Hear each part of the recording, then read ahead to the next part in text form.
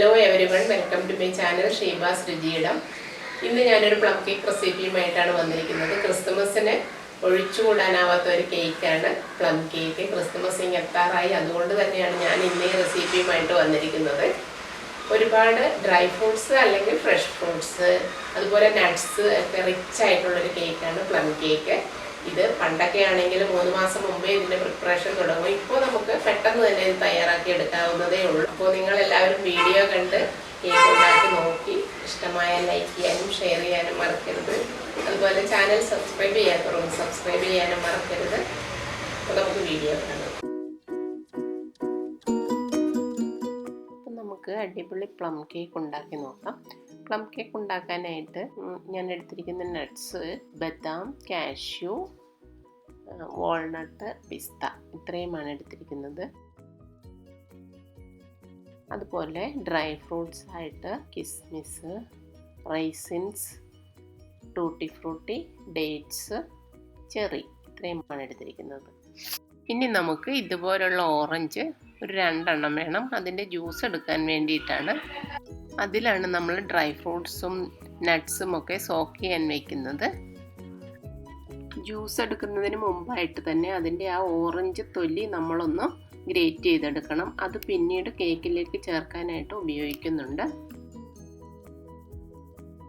White colour വന്നാൽ പിന്നെ കയ്പ്പ് വരും, അതുകൊണ്ട് ശ്രദ്ധിച്ച് വേണം ഇത് ചെയ്യാനായിട്ട്.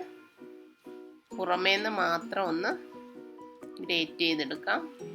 ഇനി നമുക്ക് ഓറഞ്ച് നല്ലവണ്ണം പിഴിഞ്ഞതിൻ്റെ ജ്യൂസ് എടുത്ത് വയ്ക്കാം. ഡ്രൈ ഫ്രൂട്ട്സും നട്ട്സും ഒക്കെ നമുക്ക് ഇതിൽ സോക്ക് ചെയ്ത് വയ്ക്കാം.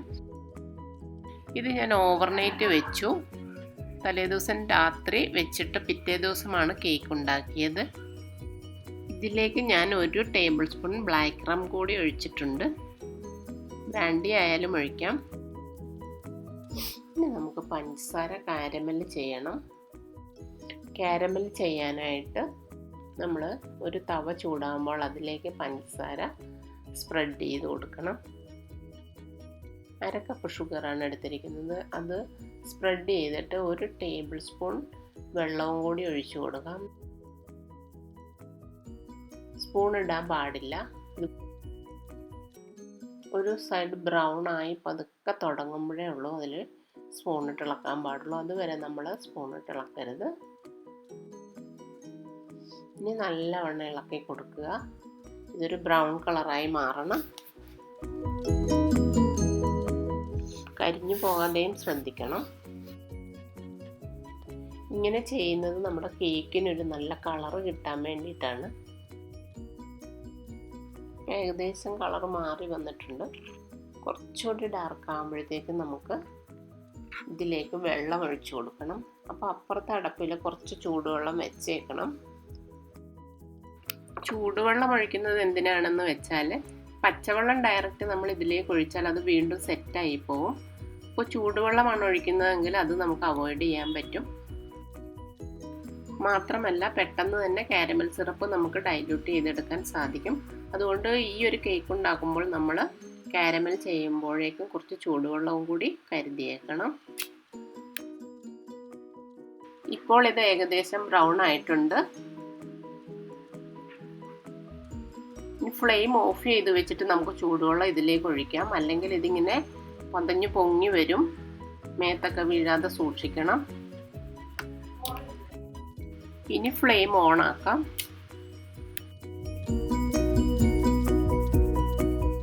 ഇനി ഇതൊന്ന് ഇളക്കി കൊടുക്കണം. കുറച്ച് നേരം ഒന്ന് തിളച്ച് കഴിയുമ്പോൾ നമുക്ക് ഓഫ് ചെയ്ത് മാറ്റി വയ്ക്കാം. നമ്മുടെ കാരമൽ സിറപ്പ് റെഡി ആയിട്ടുണ്ട്. ഇനി നമുക്ക് കേക്കിൽ ചേർക്കാനുള്ള സ്പൈസസ് ഒക്കെ ഒന്ന് പൊടിച്ചെടുക്കണം. അതിന് വേണ്ടിയിട്ട് സിന്നമൺ ഒരു ചെറിയ സ്റ്റിക്ക്, ചുക്കുപൊടി, സാജീരകം, 2 ഏലയ്ക്ക, ഒരു 5 ക്ലോവ്സ്, ജാതിക്കയുടെ പകുതി എല്ലാം കൂടി നല്ലവണ്ണം പൊടിച്ചെടുക്കാം.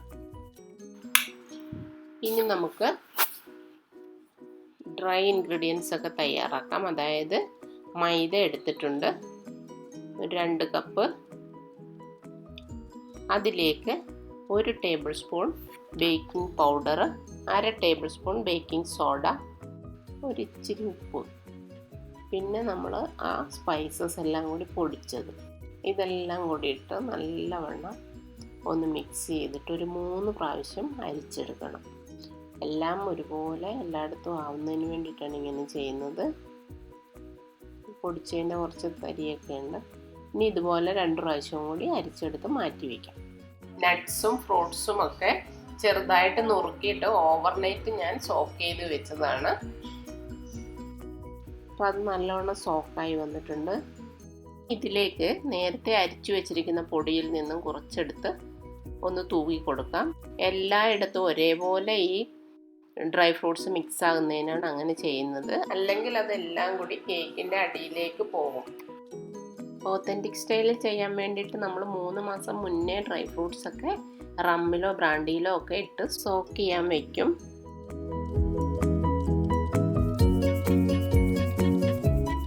ഒരു മിക്സി ജാർ എടുത്ത് അതിലേക്ക് 1/2 കപ്പ് ബ്രൗൺ ഷുഗർ ഇടാം. നോർമൽ ഷുഗർ ആയാലും മതി. അതിലേക്ക് 100 ഗ്രാം ബട്ടർ. ഇതൊന്ന് അടിച്ച് സോഫ്റ്റ് ആക്കി എടുക്കാം. അതിലേക്ക് 2 എഗ്ഗ് പൊട്ടിച്ച് അതും കൂടി ഒന്ന് നല്ലവണ്ണം അടിച്ചെടുക്കണം. ഇനി അതിലേക്ക് 1/4 കപ്പ് ചൂട് പാല് ഒഴിച്ച് അതും കൂടി ഒന്ന് കൂട്ടി നല്ലവണ്ണം അടിച്ചെടുക്കാം. ഇനി നമുക്ക് വാനില എസൻസ് വേണം. 1 ടീസ്പൂണാണ് വാനില എസൻസ് ഒഴിച്ചിരിക്കുന്നത്. എല്ലാം കൂടി അരച്ച് നമുക്ക് ഈ ഒരു ബൗളിലേക്ക് ഒഴിക്കാം. അരിച്ചു വെച്ചിരിക്കുന്ന ഫ്ലോർ മിക്സിലേക്ക് ഇട്ട് കുറേശ്ശെ നമുക്ക് മിക്സ് ചെയ്തെടുക്കാം. ഒരേ ഡയറക്ഷനിൽ തന്നെ ഇളക്കണം. അത് പതുക്കെ കട്ടകളില്ലാതെ ഫുള്ളും ഇതുപോലെ ഇട്ട് നമുക്കൊന്ന് നല്ലവണ്ണം മിക്സ് ചെയ്തെടുക്കാം. ഇതുപോലെ വേണം ഇളക്കാനായിട്ട്, ഒരേ ഡയറക്ഷനിൽ. ഇപ്പോൾ എല്ലാം നല്ലവണ്ണം മിക്സായി വന്നിട്ടുണ്ട്. ഇനി നമുക്കിതിലേക്ക് കാരമലൈസ്ഡ് ഷുഗർ ഒഴിച്ചു കൊടുക്കാം. കേക്കിന് നല്ല കളർ കിട്ടുന്നതിന് വേണ്ടിയിട്ടാണ് ഇങ്ങനെ നമ്മൾ ചെയ്യുന്നത്.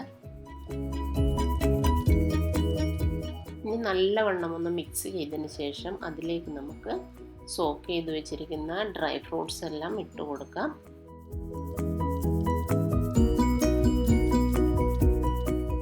ഗ്രേറ്റ് ചെയ്ത് വെച്ചിരിക്കുന്ന ഓറഞ്ച് തൊലി നമുക്ക് ഇതിലേക്ക് ആഡ് ചെയ്യാം.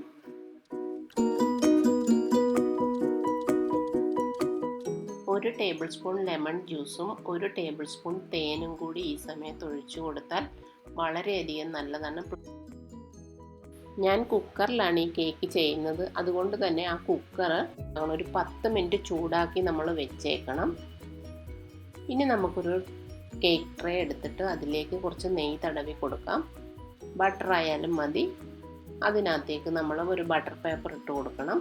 ഇനി നമ്മൾ മിക്സ് ചെയ്ത് വെച്ചിരിക്കുന്ന ബാറ്റർ ഒഴിച്ചു കൊടുക്കാം. ഇത് നല്ലവണ്ണം ഒന്ന് ടാപ്പ് ചെയ്ത് കൊടുക്കണം. എയർ ബബിൾസ് ഒക്കെ പോകാൻ വേണ്ടിയിട്ടാണ് അങ്ങനെ ചെയ്യുന്നത്. നല്ലവണ്ണം ടാപ്പ് ചെയ്തതിന് ശേഷം 10 മിനിറ്റോളം ചൂടായിരിക്കുന്ന കുക്കറിനകത്തേക്ക് നമുക്ക് ഈ ബാറ്റർ ഇറക്കി വയ്ക്കാം. നല്ലവണ്ണം ചൂടുള്ളതാണ്, കൈയൊക്കെ വളരെയധികം സൂക്ഷിക്കണം. ഇനി അതിൻ്റെ മുകളിലേക്ക് നമുക്ക് കുറച്ച് ഡെക്കറേഷന് വേണ്ടിയിട്ട് ടൂട്ടി ഫ്രൂട്ടിയും അതുപോലെ തന്നെ കാഷ്യൂ നട്ടും കൂടി ഞാൻ ഇട്ട് കൊടുക്കുന്നുണ്ട്. നല്ല ടൈറ്റായിട്ട് അടഞ്ഞിരിക്കുന്ന ഒരു ദോശക്കല്ല് വെച്ചാണ് ഞാനിത് അടയ്ക്കാൻ പോകുന്നത്. 1 മണിക്കൂർ കഴിഞ്ഞപ്പോൾ കേക്ക് ഇതുപോലെ ആയിട്ടുണ്ട്. പ്ലം കേക്കിന് കുക്കിംഗ് ടൈം കുറച്ച് കൂടുതലായിരിക്കും. കേക്ക് ടെസ്റ്റർ വെച്ച് നമുക്കൊന്ന് കുത്തി നോക്കാം. ഇതായിപ്പോൾ ഒട്ടും പിടിച്ചിട്ടില്ല.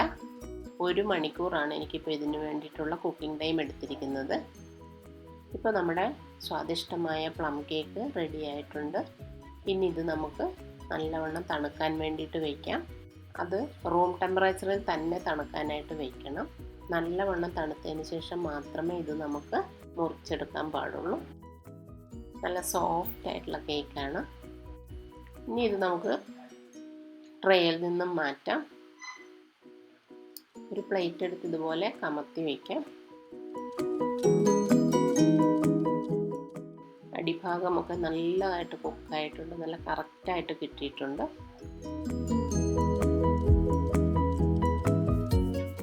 ഇപ്പോൾ നമ്മുടെ അടിപൊളി പ്ലം കേക്ക് റെഡി. ഇതൊന്ന് കട്ട് ചെയ്ത് നോക്കാം.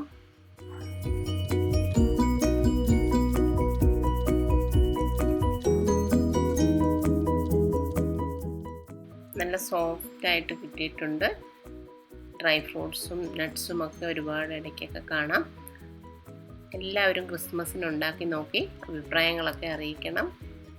അപ്പോൾ പുതിയ വീഡിയോസുമായിട്ട് നമുക്ക് വീണ്ടും കാണാം. Thank you.